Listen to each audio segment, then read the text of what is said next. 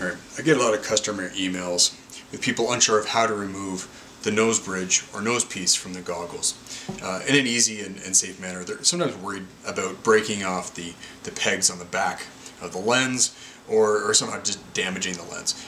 It's going to be very hard to do that, and I'll show you a very quick and easy way to get that nose bridge off.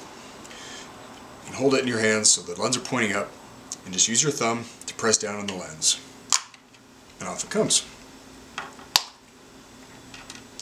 You can switch to a small nose bridge, fit under the peg, press up,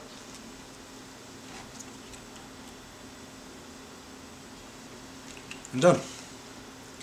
And again with removal,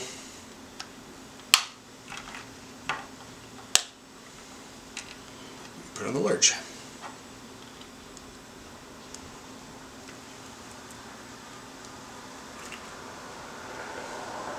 That's it.